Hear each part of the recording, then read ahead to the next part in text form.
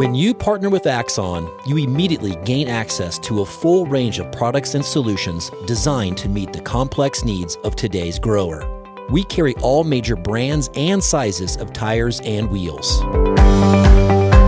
We specialize in large diameter wheels for large equipment.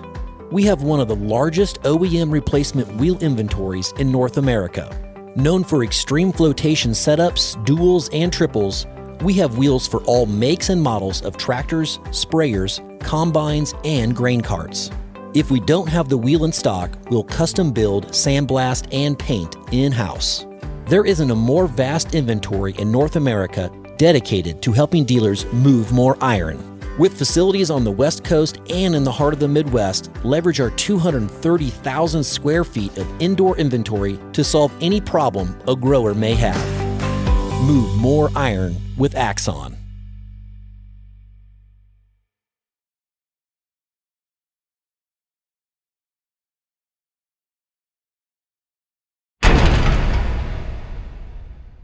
Moving iron.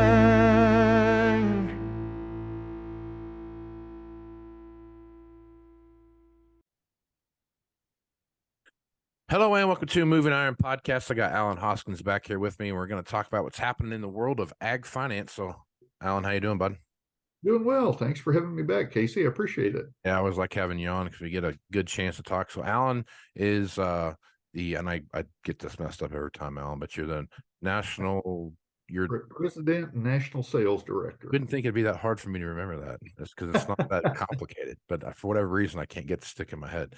But at American Farm Mortgage, and Alan's nice enough to come on and talk about what's happening. And it's a rare time, Alan. So you take a look at what's happening out there right now. You've got interest rates where they're at. The Fed's talking about bumping up another quarter point-ish or so. No one really knows how much, but taking a look at that one more time, and you take a look at the bank failures we talked about last time when you're on here. Still some banks out there that are struggling right now, but that's you see that kind of stuff in these cycles happen. I guess, Alan, as you're taking a look at the world of agriculture from a dollars and cents perspective, give me your 2 cents on what you think the overall health of the industry is and of the average American farmer. Well, Casey, as we've gone through the renewal cycle this year, which is obviously winding down, I think some things that have stood out to me are that the working capital that farmers have been able to build has continued to be pretty solid. We saw some guys coming out of 22 with some pretty good revenue numbers. They've done, for the most part, Casey, a good job, I think, in preparing themselves for some of the challenges that we could face down the road. I will say that as a whole, producers have done a good job in building their business acumen over the last few years. And I think they have been diligent in preparing for the times that might not be so good. We all know that there are challenges that are coming, I think. If you look particularly just simply at interest rates, I think that's pretty indicative measure of that. So working capital has been pretty good coming out of it. Margins, we continue now. Recently, we've seen some changes a little bit on the commodity side, but we also have seen fertilizer prices back off some. That has been helpful as well. And for the most part, the projected cash flows for 2023 look pretty good. Now, that's dependent, obviously, upon how well folks do from a production standpoint, but more importantly, I would argue, from a marketing standpoint. Unfortunately, Casey, one of the negatives I believe we've seen over the past couple of years is folks that didn't do a particularly good job of risk management from a marketing perspective, unfortunately got rewarded for complacency. The market kind of helped them out doing something candidly that I don't think is a good business practice, and that's not being proactive in managing risk. Right. So obviously we don't know where the markets are going to be this fall, but again, one of the positives I've seen, most producers have sharpened their pencil a little bit from a marketing perspective, and more importantly, realize that it makes a lot of sense to have some assistance in that area, because it many times, in fact, I will say most all times, that's the difference between profitability and loss, is I got a job to do marketing. Now, we've been a beneficiary in different parts of the country the past few years. There have been some exceptions, but for the most part, there's been good production. So the marketing side is really where the revenue opportunities are maximized. So there's some positives going into this year. Another thing that I will say is producers have really reaped some benefit of establishing the long-term fixed rate loans that they did over the past 4 or 5 years. I did an analysis for a customer that I work with personally, that if we had redone, or if we had been doing the loans for them today that we did over the past 3 years, their payment would have been considerably higher, because their interest rate would have been almost double what it was when we did it. So they did a really good job of locking in that long-term fixed rate. I heard a lot of people talk about that, and it's a valid argument too. When you're sitting talking with somebody and they're like, you want me to change my 2.5% or my 3%, note over here for this 7.5% or 6 or whatever percentage rate you're going through. That's a tough conversation to have with somebody when you start to talk about that. Not only are you increasing their interest rate, but you're also increasing the debt load that they have too, on top of that, because of just the sheer volume of how much things have increased through the COVID cycle. We're a lot of these, you take a look at a lot of stuff out there, and there's, especially on the equipment side, where you could have 25 to 30% increase over the last 3 years on some of the stuff, and even higher on some of the things, So I guess when you're having that conversation with them, Alan, how do you go about having that conversation of when is the right time for me to jump off that super cheap interest rate to this more capital intense interest rate over here? Well, one of the things, Casey, we do is try to make sure that we find every option possible to make sure that that cheap interest rate doesn't go away. And they're, for example, second mortgages are a pretty good tool to utilize in the event a person does need to take some debt, current debt, out over a longer term. And if they've got the first mortgage out there, assuming their loan to value is fairly low, utilizing that second mortgage in many cases is going to be a better solution than refinancing the first. And Casey, one of the things that I try to make sure that I do in talking with customers, as a banker, at times I want to always make sure I'm mindful of pointing out the things that they're doing well, because I think we all need that positive affirmation, candidly. Sure. And pointing back to those things that they did, because it wasn't what I as a banker did, it was what they did. Pointing out those things that they did, for example, in taking advantage of that long-term low interest rate at the time, and showing them how the positive management decisions they've made are contributing to the success that they're seeing now. I think that's incredibly important as well. And going back to the marketing, recognizing, pardon me, the progress that they've made in marketing, so that when we do have discussions about some additional changes that might make sense for them, i.e. what you're talking about with the higher interest rates, they understand that the discussion is coming from a perspective of what's best for them, not what's best for the banking institution. And I think that's an incredibly important part of the conversation that I get the opportunity to have with folks. Casey, there are times, candidly, where taking out that lower interest rate is somewhat of a necessity because of minimizing the overall debt service. But again, that's typically something that we look at as a very last option. So last time that we talked, you were on your way to Washington, D.C. to do some talk about the farm bill and go through a few things and talk to some leaders up there in Washington about what's going on. What was your takeaway from all that? And what do you think? How do you think this new farm bill is going to play out? Well, first and foremost, it was a great trip to DC from the standpoint of sitting down with various representatives and senators. It was very interesting to me when we were engaging in the conversation about the topic that we were there to discuss, which was guaranteed lending. You really couldn't tell if you were sitting down and talking to a Republican or a Democrat if you didn't know which side of the aisle they were from. Right. They were very interested in understanding the economics of how the guaranteed loan program affects the U.S. taxpayer. And we were prepared from the standpoint of being able to discuss that. And what we found with the group that I was with, it was a small group, there were 5 of us, we found a lot of receptivity to the issues that we were there to discuss. And we also found folks that were somewhat knowledgeable about those programs as well. And we had instances where we could cite how constituents in their particular districts were affected.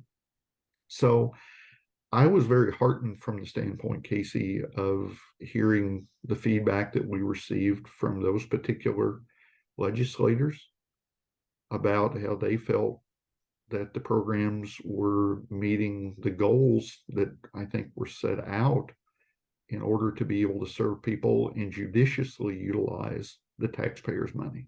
So that was a very, very good experience. It was the exact opposite, candidly, of what you see on the news typically of an evening, regardless of what channel you're watching. Right. So it was very nice to see that. It was also very interesting to me to see the knowledgeable staffers that these folks have as well. You know, most of these folks appeared, I have no idea how old they truly are, but most of them appeared to be early 30s and 20s. And again, a very bright group of young folks that were knowledgeable. They asked great questions, as did candidly, the legislators. They both did a great job asking questions. And I felt like it was something that we should reasonably expect, all things being equal, that there should be some good support for the guaranteed lending programs within the upcoming Farm Bill. Right on. As you look out here, Alan, so it seems like if you watch the news, the world's definitely coming to an end, and sounds like it's going to end on Friday by most places that you listen to on the news. But I guess as you're looking, out to the future in 23, I mean, there's a lot of moving parts out there. You start looking at, there's a drought situation that's developing. Sean Hackett was on here, and I'm getting ready to post this podcast out here, but this was the 3rd driest April since 1979.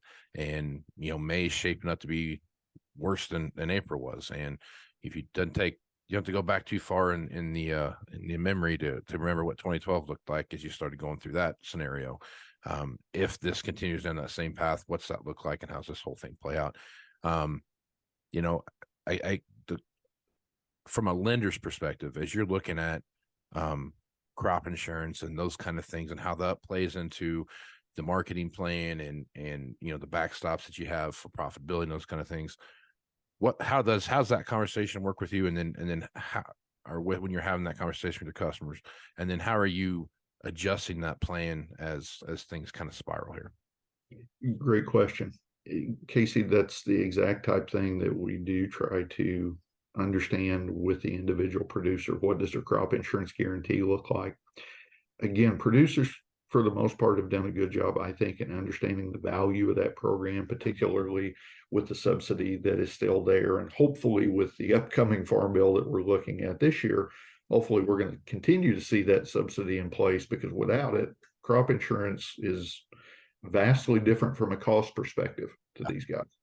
Absolutely. So one of the things that in the discussions that we have again, going back to complimenting them about the marketing plan, understanding how they're making sure that that plan is dynamic, not static, from the standpoint of it's not something you put in the book once it's done in March and then you forget about it the rest of the year because of exactly what you talked about.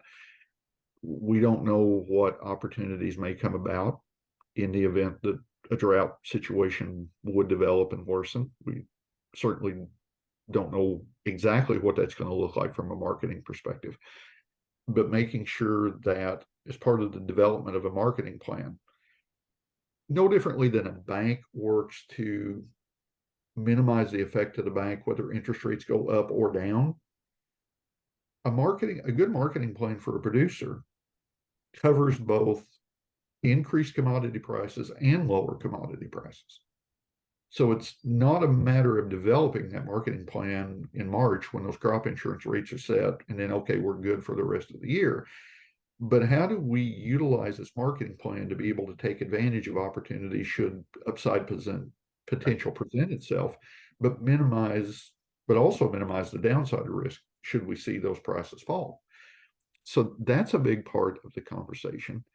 And excuse me, and understanding, Casey, how does that producer view that marketing plan? Do they view it truly as somewhat of an insurance policy against down prices, or do they view it as a profit opportunity plan if we do see some increased commodity prices? And granted, it becomes complex because we certainly don't know what the actual production is going to look like. Sure. But we do understand that there is a revenue guarantee that comes about as part of that. And how does that revenue guarantee make sure that they're still farming next year and able to meet all or at least as many of those obligations as they have as possible? So that's always a great discussion. Yep.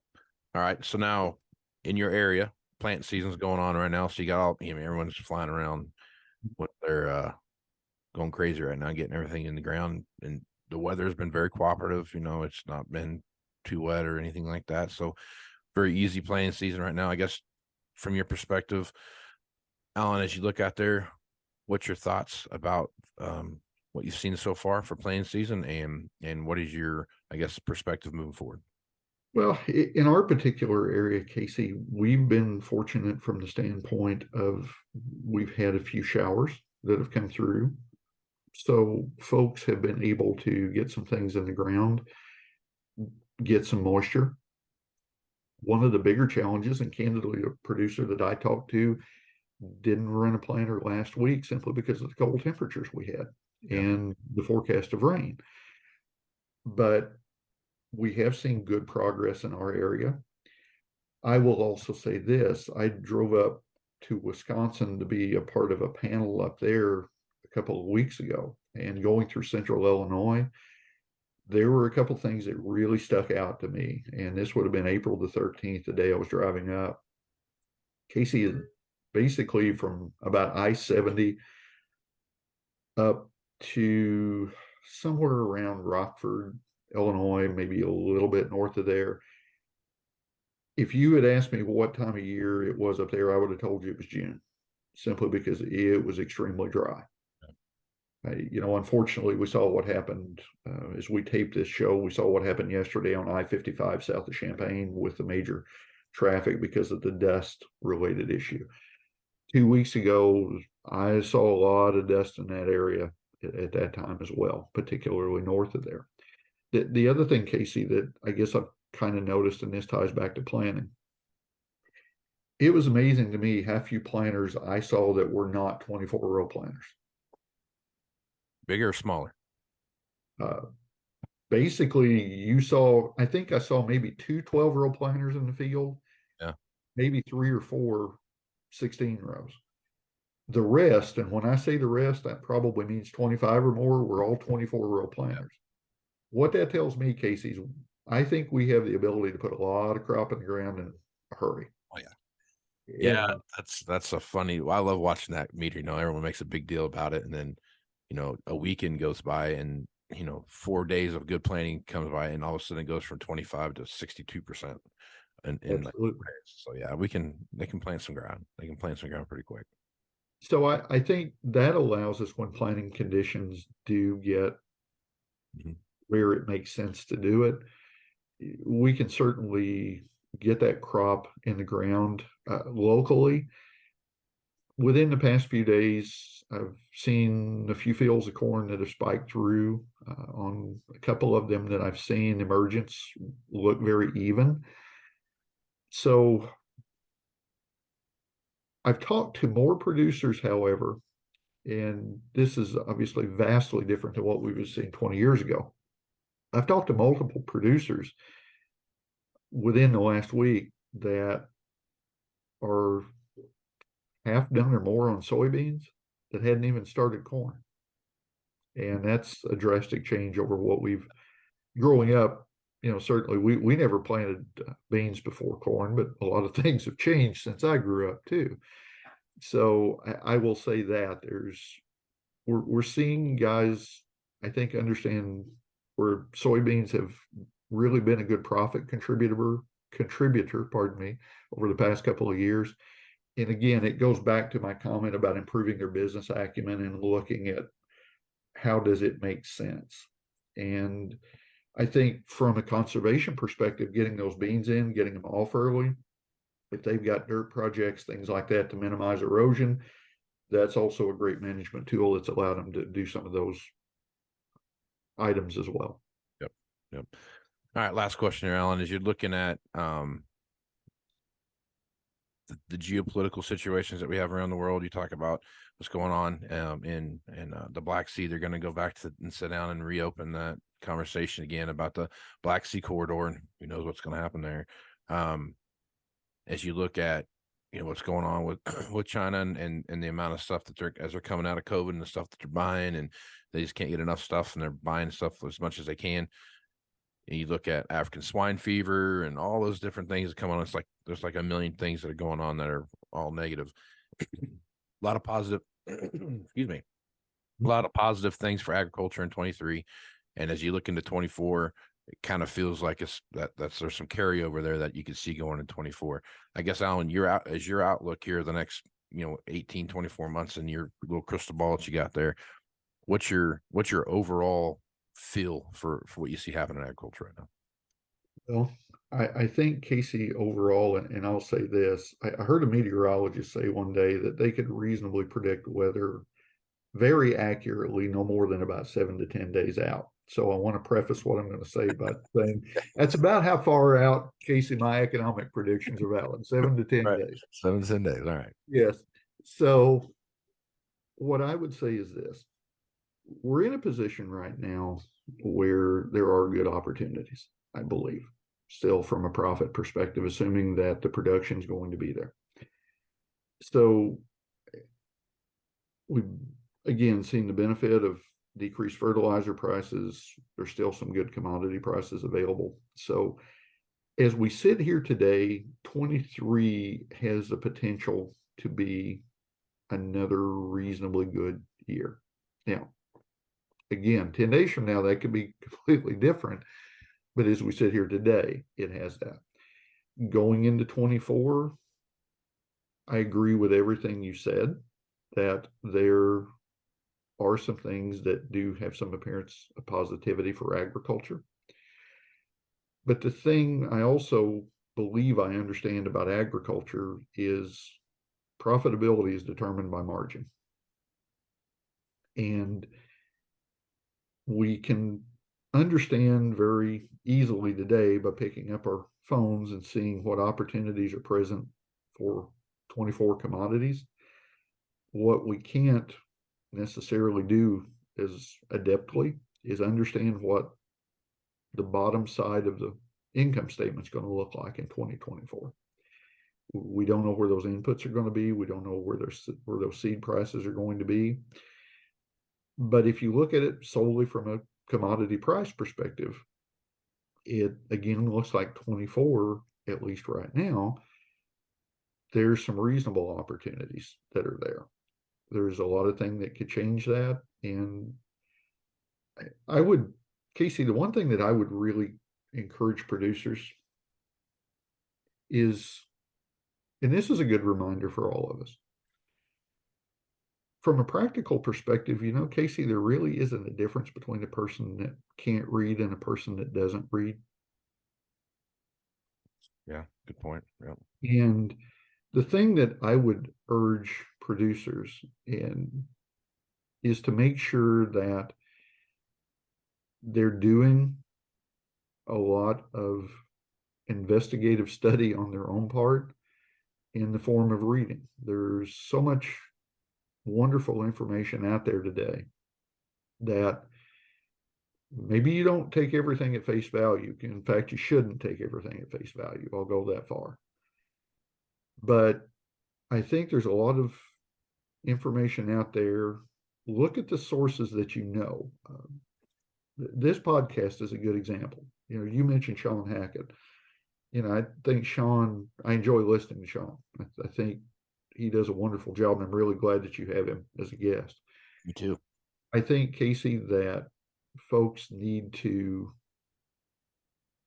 make sure they're taking the responsibility to do the research and take advantage of the opportunities. Again, this podcast is a good example.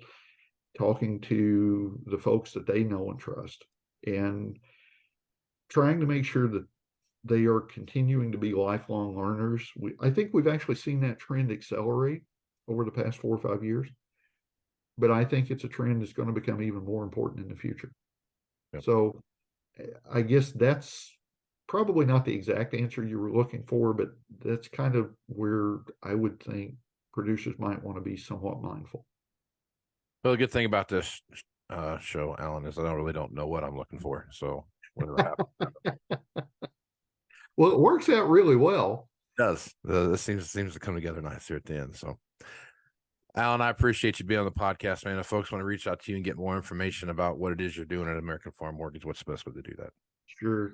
My email address is ahoskins@americanfarmmortgage.com.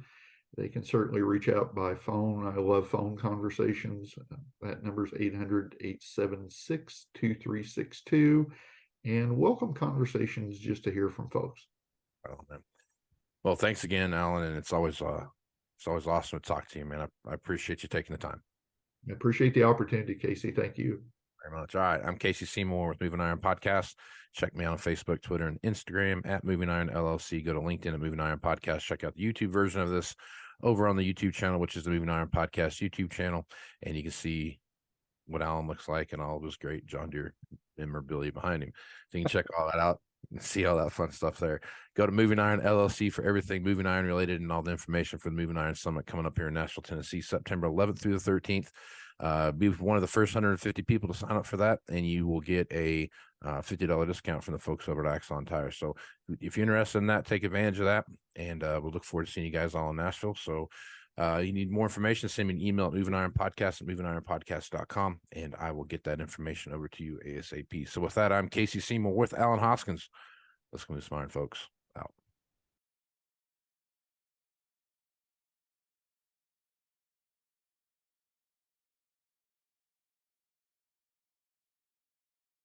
Moving iron in the 21st century.